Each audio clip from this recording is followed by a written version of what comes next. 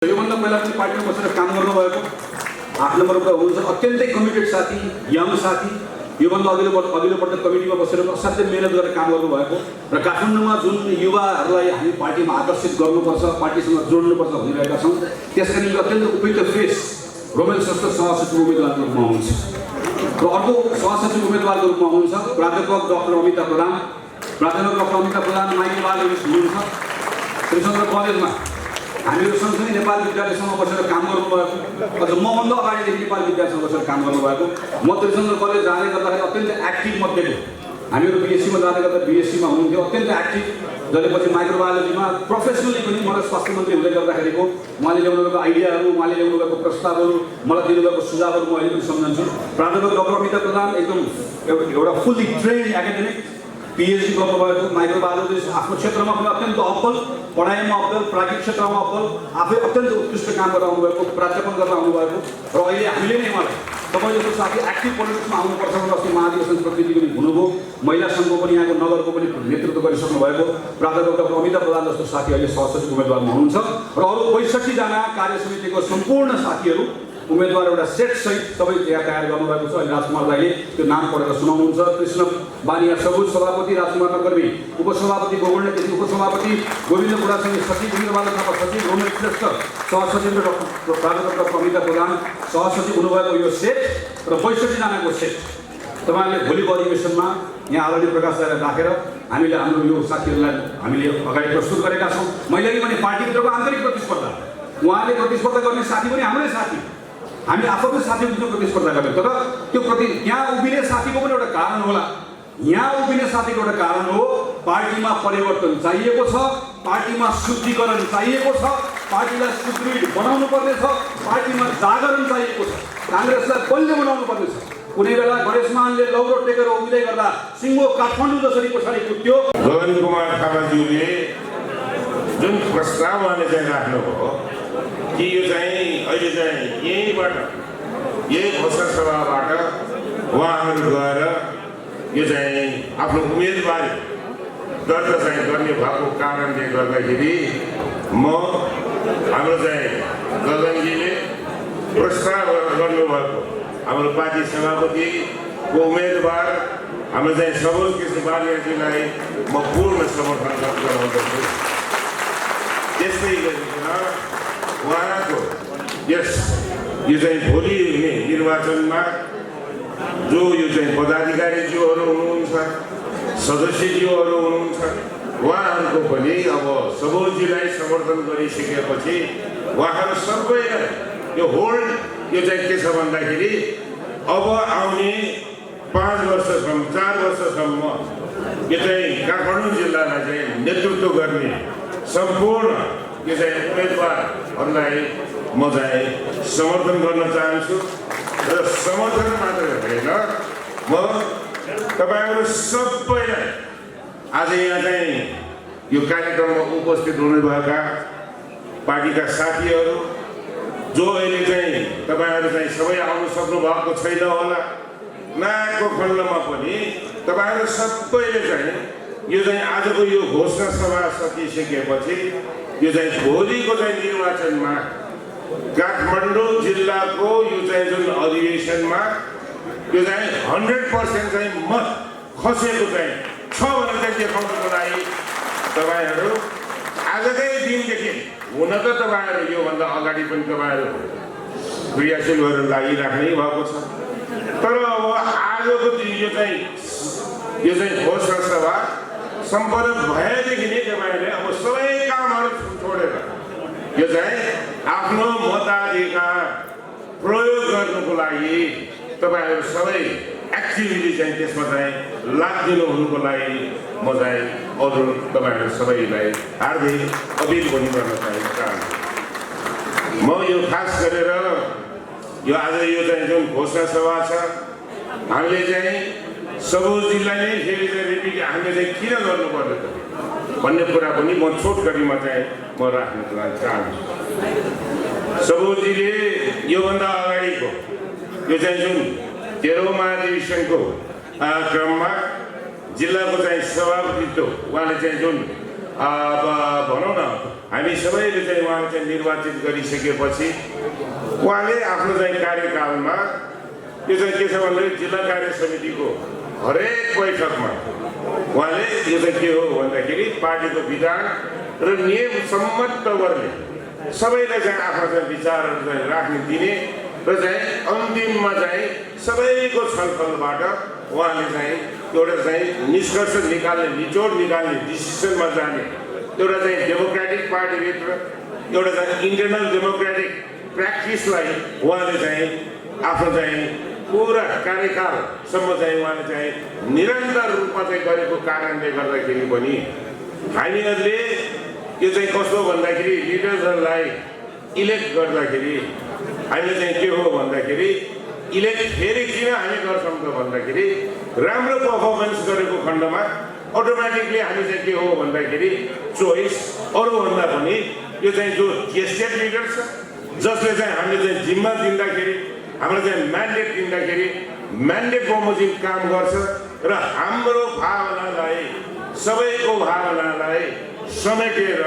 त्यसलाई चाहिँ के हो भन्दा सबैको एउटा चाहिँ पार्टीको वान भोइसमा चाहिँ अगाडि बढाउनुको लागि जुन नेताले काम गर्छ त्यसैलाई हामीले चाहिँ गर्नुपर्ने स्वाभाविक हुन्छ। त्यही कारणले गर्दाखेरि उहाँको हुन त सबुजीको कस्तो भन्दाखेरि अब मलाई त कस्तो लाग्छ भन्दाखेरि मेरो चाहिँ कस्तो भन्दाखेरि पार्टीको सङ्गठनलाई यो चाहिँ जोगाइराख्नुको लागि अब चाहिँ कस्तो भन्दाखेरि लिडरसिपमा पनि भर पर्छ र हुन त मैले भने उहाँले चाहिँ यति राम्रो काम गर्नुभएको छ उहाँलाई चाहिँ हामीले चाहिँ रिवार्ड गरेर योभन्दा अझ माथि बढाउनु पर्ने यो चाहिँ के छ भन्दाखेरि उहाँको त चाहना धेरै अगाडिदेखि मैले चाहिँ भनिराख्नु भएको दाइ म त एक टर्म जिल्ला सभापति हुने हो अरूलाई चाहिँ अब चाहिँ हामीले चाहिँ गर्नुपर्छ भनेर चाहिँ उहाँको चाहिँ भनाइरहेको थियो तर मैले चाहिँ उहाँलाई चाहिँ के भने भन्दाखेरि अब समयको मागै यस्तै भयो के गर्ने हो यो चाहिँ बागमती प्रदेशमै यो चाहिँ के छ भन्दाखेरि बागमती प्रदेशकै नेतृत्वमा तपाईँले चाहिँ यो चाहिँ जिम्मा दिनुको लागि तपाईँ लायकको हुनुहुन्छ तर अब के गर्ने राजनीतिमा अब यहाँ यो चाहिँ काठमाडौँ भनेको अब देशकै राजधानी बन्यो र खुद आफै पनि काठमाडौँ जिल्लाको जिल्ला सभापति भइसकेको कारणले गर्दाखेरि काठमाडौँ जिल्लाको सङ्गठनको महत्त्व कतिको हुँदो रहेछ भन्ने कुरा तपाईँ हामी सबैले चाहिँ महसुस हामी चाहिँ गर्नै पर्छ। यसको महत्त्व बेग्लै भएको कारणले गर्दाखेरि पनि र अब यो चाहिँ नेपाली कङ्ग्रेस पार्टीलाई 14औं महाधिवेशनपछि एउटा चाहिँ भनौँ न यो चाहिँ 46को यो चाहिँ जुन परिवर्तन आइसकेपछि 46को यो चाहिँ जुन सर्वोच्च कमान्डर गणेशमान सिंहज्यूको नेतृत्वमा जुन हामीहरू चाहिँ डेमोक्रेटिक यो चाहिँ जुन सिस्टमले चाहिँ ल्याएका छौँ लागू गरेका छौँ त्यसलाई अझ संस्थागत रूपमा चाहिँ अगाडि बढाउने अब चाहिँ झन् अझ बढी चाहिँ तडकालो भएको कारणले गर्दाखेरि जनताको चाहिँ चाहना अनुसार यो पार्टीलाई चाहिँ डाइरेक्सन दिनको लागि पहिला चाहिँ राजधानी ठिक हुनु पर्यो राजधानी चाहिँ विधिसम्मत नियमसम्मत तवरले सुदृढ र चाहिँ सुदृढीकरण गर्ने खालको र चाहिँ संस्थागत रूपमा चाहिँ हामी चाहिँ चलाएर नमुनाको रूपमा चाहिँ देखाउन सक्ने एउटा चाहिँ सेफ ह्यान्डमा चाहिँ भएको खण्डमा केन्द्रको चाहिँ राजनीतिलाई पनि त्यही डाइरेक्सनमा चाहिँ यो चाहिँ जुन आम नेपाली जनताको जुन चाहना छ यो कुरा के हो भन्दाखेरि सबैले भन्छ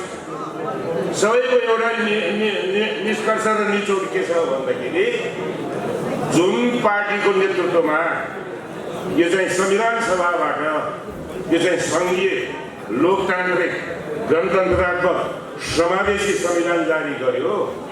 त्यही पार्टीलाई चाहिँ के हो भन्दाखेरि संस्थागत गर्नुको लागि मत दिनुपर्ने हो नि त। मैले भने नि प्रथम संविधान सभामा कम्युनिस्टहरूले चाहिँ म्यान्डेट पाए के संविधान जारी गर्न सक्यो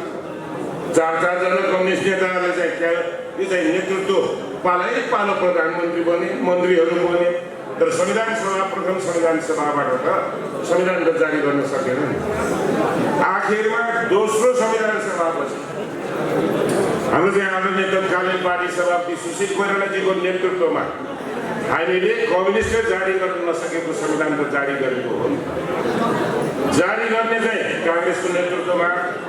अनि संस्थागत गर्नको लागि मत माग्न जाँदाखेरि काङ्ग्रेसले पाउनु पर्ने हो नि त। यो झन्डै बिग्रिए त काङ्ग्रेसले पाउनु पर्नेमा कम्युनिस्टलाई चाहिँ किन दियो त भन्ने कुरामा यहाँ चाहिँ धेरै ठुलो चाहिँ बिग क्वेसन मार्क चाहिँ सबैले चाहिँ औँला ठडाइदिएको छ। के कारण के हो भन्दाखेरि मैले भने देशभरिकै उम्मेदवारहरूले चाहिँ र स्वयं म आफै पनि मैले भने नि प्रथम र दोस्रो संविधान सभामा यहाँ काठमाडौँको एकबाट त्यत्रो चाहिँ यो चाहिँ वाइड मार्जिनबाट जितेको काङ्ग्रेसको उम्मेदवार संविधान सभाबाट अब चाहिँ काङ्ग्रेसकै नेतृत्वमा जारी गरेको संविधानलाई संस्थागत गर्नलाई मत माग्न जाँदाखेरि सबैले के भन्छ भन्दाखेरि प्रथम र दोस्रोमा चाहिँ त्यत्रो उयोमा चाहिँ के हो भन्दाखेरि कोअपरेट गर्ने एकदम स्वागत गर्नेहरू चाहिँ संविधान जारी गरेर चाहिँ भोट माग्न जाँदाखेरि भन्छ हो ठिक छ, कम्युनिस्टले गर्न सकिने काम काङ्ग्रेसले गर्यो, ठिक छ। तर यसपटकको मेरो मत भनेको त के हो भन्दाखेरि तपाईँ यहाँबाट जितेर जानुभयो भने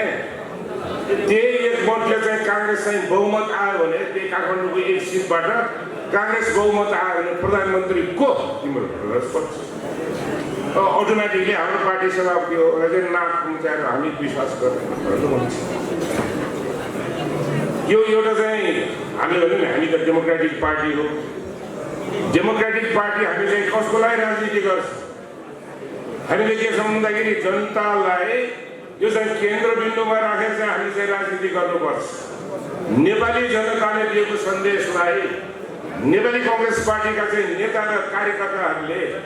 त्यसलाई चाहिँ के छ भन्दाखेरि गम्भीर भएर चाहिँ त्यसमा चाहिँ सोच्ने कि नसोच्ने समय आएको र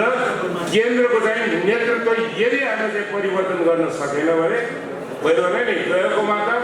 हाम्रो चाहिँ 13औं महाधिवेशनबाट निर्वाचित पार्टी सभापतिको नेतृत्वमा 165मा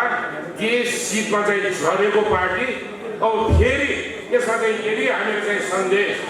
राम्रोसँग चाहिँ ग्रहण गरेर यो चाहिँ जनताले चाहे अनुसारको नेतृत्व हामीले चाहिँ परिवर्तन गर्न सकेनौँ भने काङ्ग्रेसलाई चाहिँ आउँदो दिन गाह्रो चाहिँ एउटा कुरा म चाहिँ के हो भन्दाखेरि देशभरि चाहिँ घुमिरहेको छु। देशभरिकै चाहिँ साथीभाइहरूसँग चाहिँ अन्तर्क्रियामा चाहिँ छु र सबैको चाहिँ एउटा चाहिँ निचोड के छ भन्दाखेरि 13औं महाधिवेशनपछि काङ्ग्रेस कमजोर भयो। काङ्ग्रेस कमजोर भएकै कारणले गर्दाखेरि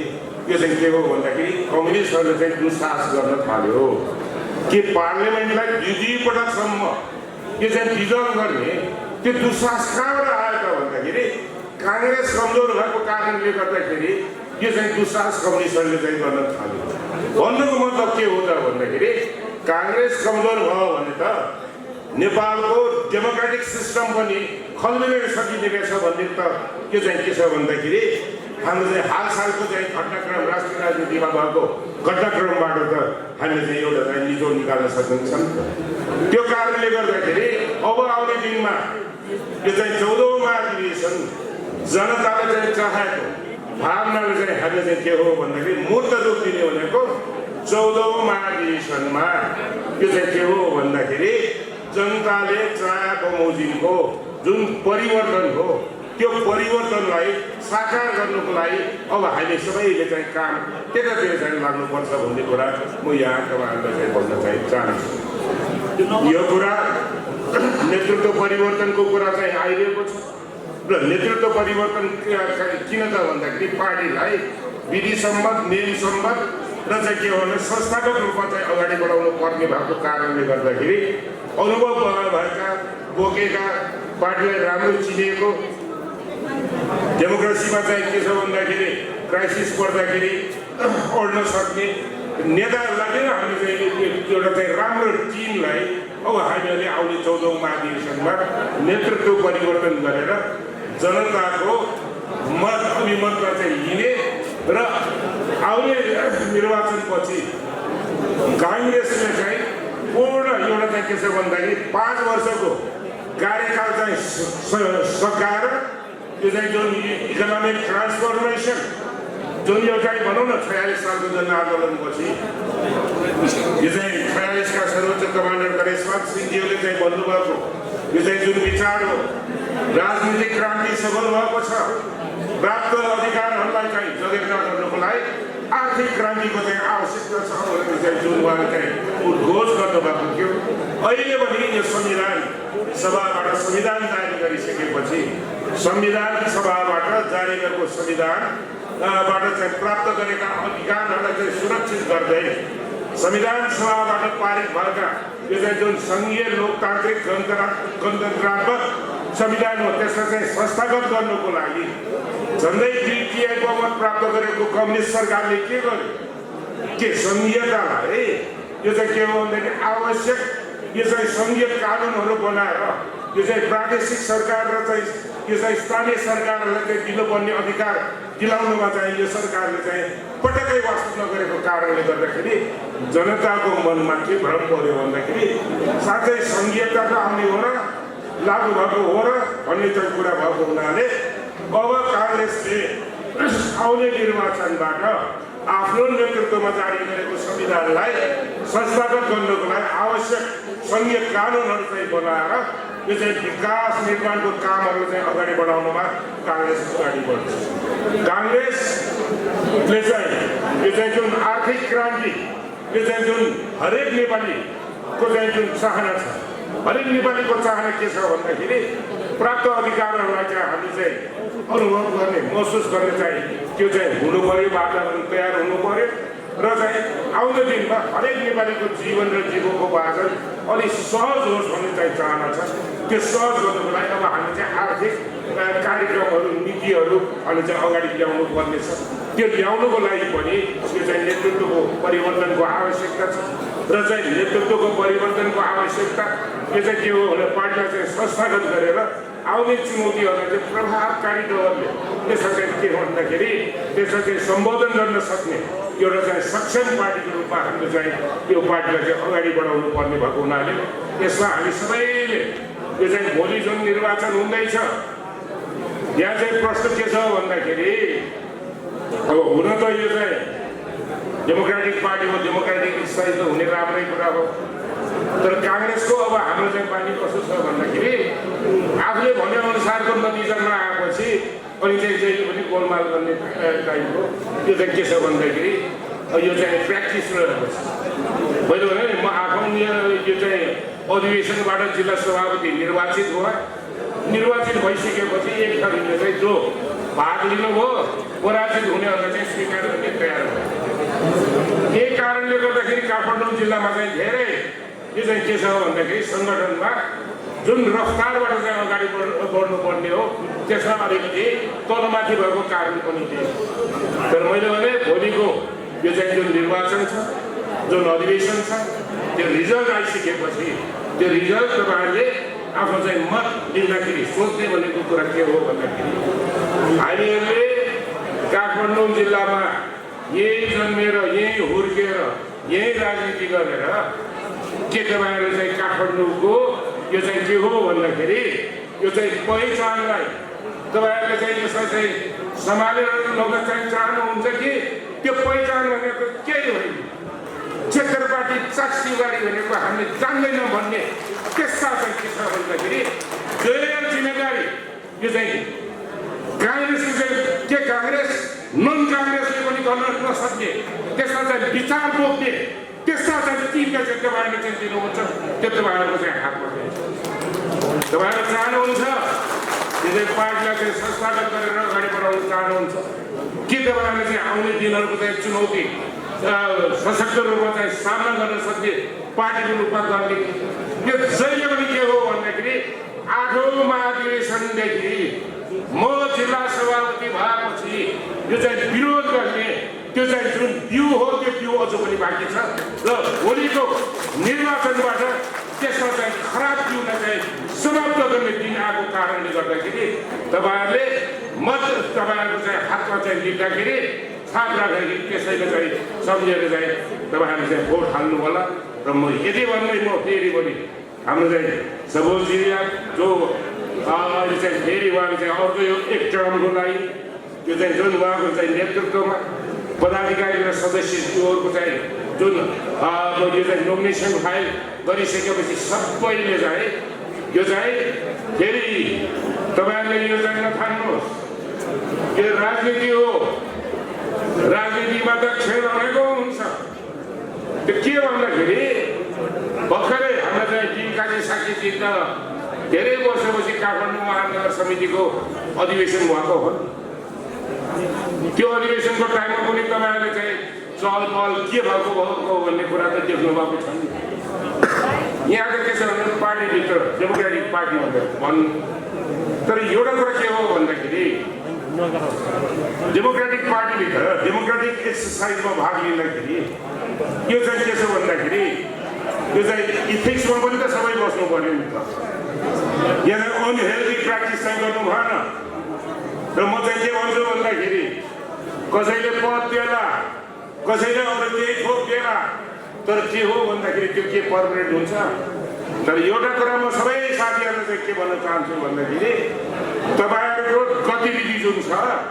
यो लुकेर लुकिँदैन है कसले के गर्यो भन्ने कुरा साथीभाइहरू आफ्नो छरछिमेकीहरू